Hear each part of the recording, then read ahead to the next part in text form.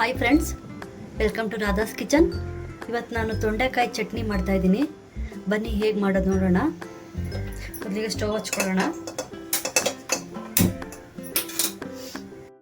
ನೋಡಿ, 1 ಸ್ಪೂನ್ ಎಣ್ಣೆ ಹಾಕ್ಕೊತಾ ಇದ್ದೀನಿ. 2 ಚಮಚ ಕಡಲೆ ಬೀಜ ತೊಗೊಂಡಿದ್ದೀನಿ. ಕಡಲೆ ಬೀಜ ಹಾಕ್ಕೊಳ್ಳೋಣ. ನೋಡಿ, ಒಣಮೆಣಸಿನ್ಕಾಯಿ ಹಾಕ್ಕೊತಾ ಇದ್ದೀನಿ, ಒಂದು 5-6. ಸ್ವಲ್ಪ ಕೊತ್ತಂಬರಿ ಹಾಕ್ಕೊತಾ ಇದ್ದೀನಿ. ಎಲ್ಲ ಹಾಕೊಂಡು ಫ್ರೈ ಮಾಡ್ಕೊಳ್ಳೋಣ.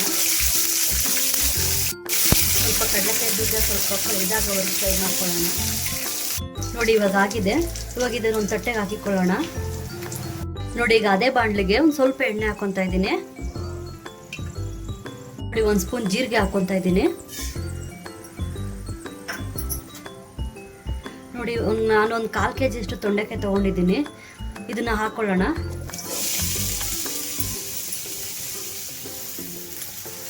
ಇದನ್ನು ಸಿಮ್ಮಲ್ಲಿ ಇಟ್ಕೊಂಡು ಚೆನ್ನಾಗಿ ಫ್ರೈ ಮಾಡ್ಕೊಳ್ಳೋಣ.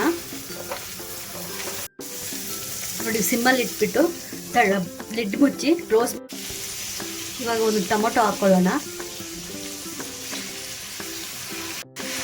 ಕಲಿಸ್ಕೊಳ್ಳೋಣ ಸ್ವಲ್ಪ.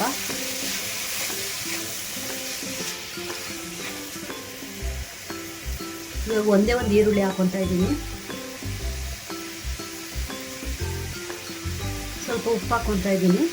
ಉಪ್ಪಾಕಿದ್ರೆ ಟೊಮೊಟೊ ಸ್ವಲ್ಪ ಮೆತ್ತಗಾಗುತ್ತೆ. ಚೆನ್ನಾಗಿ ಕಲಿಸ್ಕೊಳ್ಳೋಣ. ಕಲಸಿ 5 ನಿಮಿಷ ಮುಚ್ಚಳ ಹಾಕಿ ಬಿಡೋಣ. ಒಂದು ಅರ್ಧ ಸ್ಪೂನ್ ಅರಿಶಿನ ಪುಡಿ ಹಾಕ್ಕೊತಾ ಇದ್ದೀನಿ. ಕಲಿಸ್ಕೊಳ್ಳೋಣ ಹಾಕ್ಬಿಟ್ಟು. ನೋಡಿ, ಇವಾಗ ಒಂಚೂರು ಹುಣಸೆಹಣ್ಣು ಹಾಕ್ತಾ ಇದ್ದೀನಿ. ಇದಕ್ಕೆ ಹುಣಸೆಹಣ್ಣು ಹಾಕಿದ್ರೆ ಚೆನ್ನಾಗಿರುತ್ತೆ. ನೋಡಿ, ಈಗಾಗಲೇ ಬೆಂದಿದೆ. ಇವಾಗ ಇದನ್ನು ಮಿಕ್ಸಿಗೆ ಹಾಕ್ಕೊಳ್ಳೋಣ. ನೋಡಿ, ಇವಾಗೆಲ್ಲ ಸ್ವಲ್ಪ ಮೆತ್ತಗಾಗಿ ಬೆಂದಿದೆ. ಇವಾಗ 3/4 ಭಾಗ ಬೆಂದಿದೆ.